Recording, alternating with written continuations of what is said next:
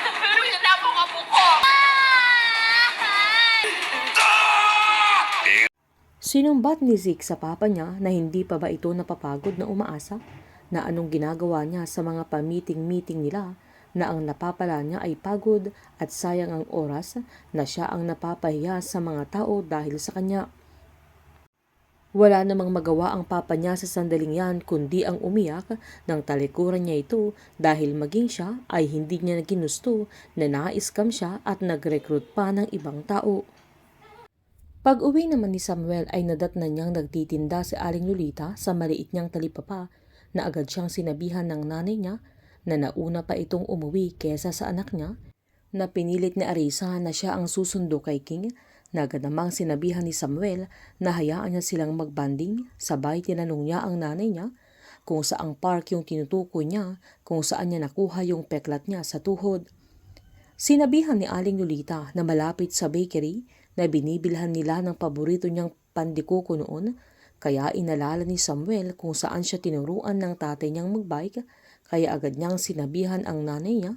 na alam na niya kung saan niya mahahanap yung susunod na clue ng tatay niya. Sabay tumakbo na ito para pumunta sa park, na kahit anong tawag ni Aling Lolita ay hindi na ito nakinig pa sa kanya. Pagkasundo naman ni Arisa kay King ay bumalik sila sa cafe, kung saan pinaupo muna niya yung bata at nilabas niya yung makolors at coloring book niya. Sabay binili niyang doon muna ito dahil may work pa siya, kaya pinagbasdan naman siya nila Luke at Enzo, maging si Judith, dahil napapatunayan nilang mabait si Arisa kumpara sa mga bintang nila sa mga social media. Agad namang dinalahan ng milk tea ni Luke si King, kaya napatingin si Enzo, na agad sinabihan ni Arisa ang binata na babayaran na lang niya sabay abot ng pera, na agad namang tinanggihan ng binata. Sabay sinabihan niyang parang iba ang tingin ni Arisa sa sarili niya at ang cute kasi ni King, kaya nagpasalamat na lang si Arisa at King kay Luke.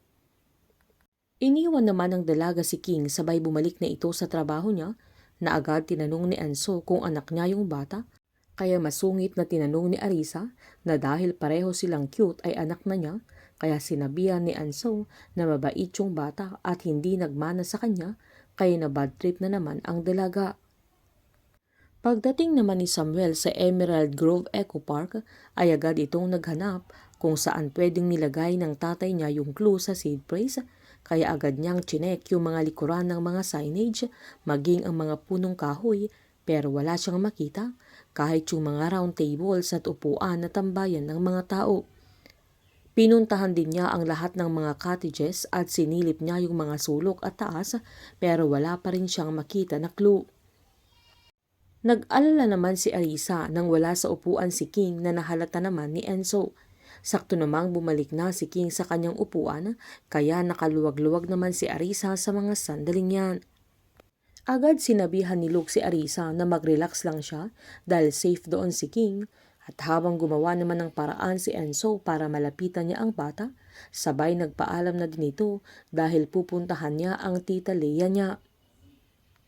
Dahil napagod na din si Samuel sa kakaikot sa park na wala pa rin siyang mahanap, ay nagpahinga muna ito, kaya umupo siya sa may bakal na upuan sa mismong biking area hanggang may mag-inang nagbabike, pero natumba yung bata kaya tinulungan ng mami niya na yan ang magiging paraan para mahanap niya yung seed phrase at yung clue sa lugar na yan. Isisisi naman ni Aling Lolita kay Arisa na nawala si King, na nakidnap siya ng mga grupong gustong kumuha sa mga seed phrase na hawak ni Samuel para mabuksan nila yung crypto wallet ni Mike at makuha nila yung bilyon-bilyong pera na laman nito, kaya kapalit ng buhay ni King ay ang mga seed phrase, pero hindi ito magiging madali at maging si Arisa ay sisisihin niya ang sarili niya dahil sa pagkakidnap ni King. Painit ang painit ang mga tagpo, sabay-sabay po nating subaybayan ang advance episode ng Sins of the Father dito lamang po sa aking channel. Patuloy lamang po manood, mag-likes at mag-subscribe para ma-update po kayo sa mga advance episode. Marami pong salamat.